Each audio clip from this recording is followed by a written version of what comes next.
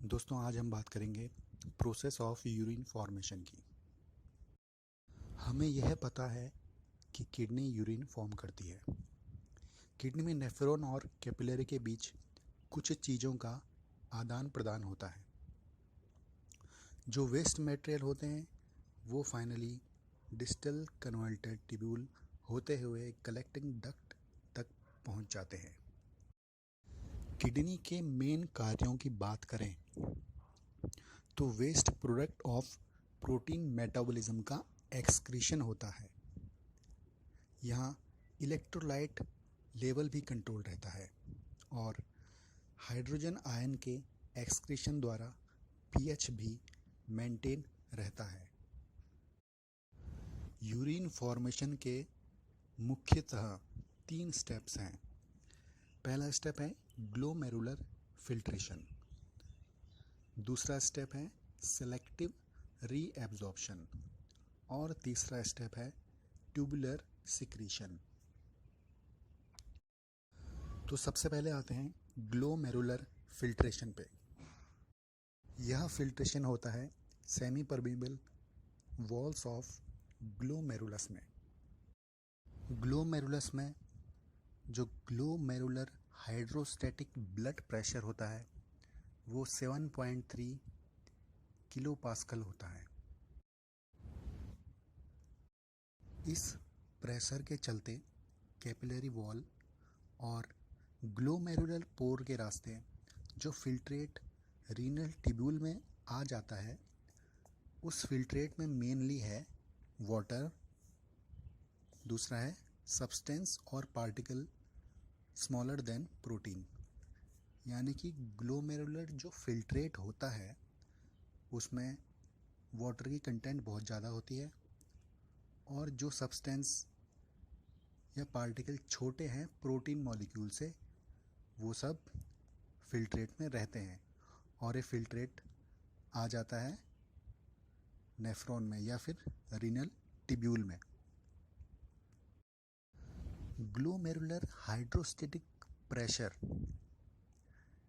ये 7.3 kilo pascal का होता है या फिर 55 mmHg का होता है।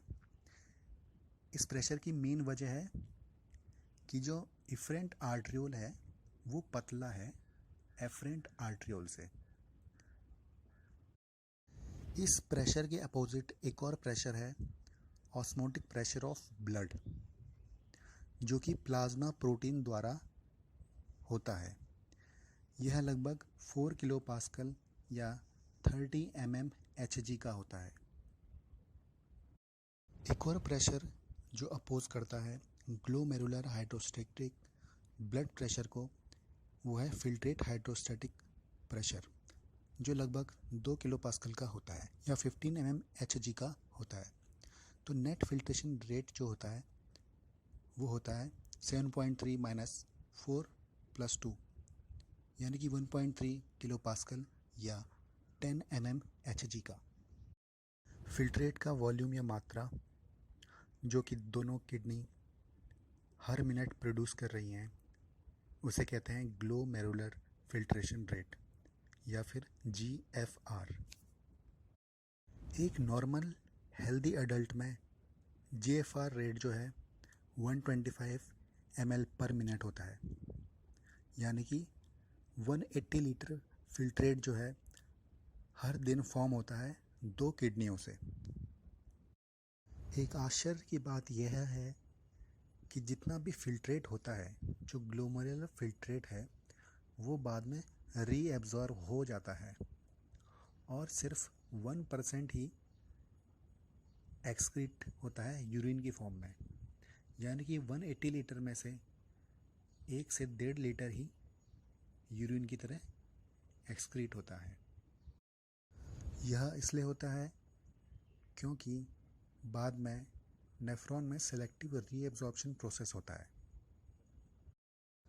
किडनी में जो ब्लड फ्लो होता है वह प्रोटेक्टेड होता है ऑटो रेगुलेशन द्वारा।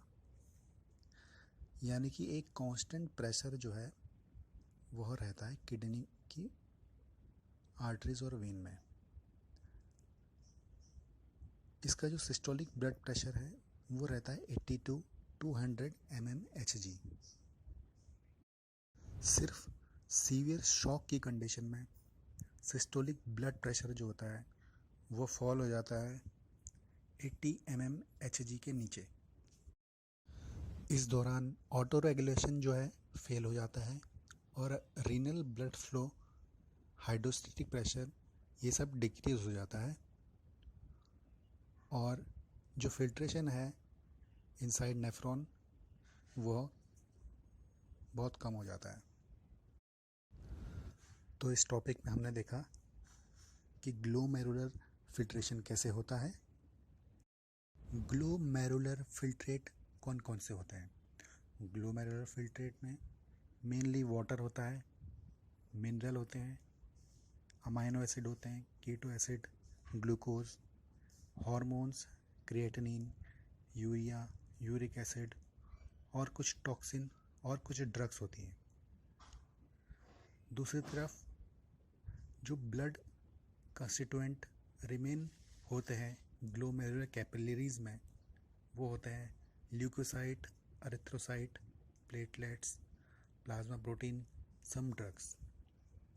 ओके, यानी कि ग्लोमेरुलर में से वही चीज़ फिल्ट्रेट होगा जिसका साइज प्रोटीन मॉलिक्यूल से कम होगा।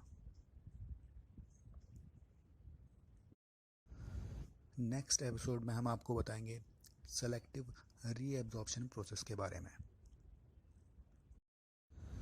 दोस्तों, आज हम बात करेंगे प्रोसेस ऑफ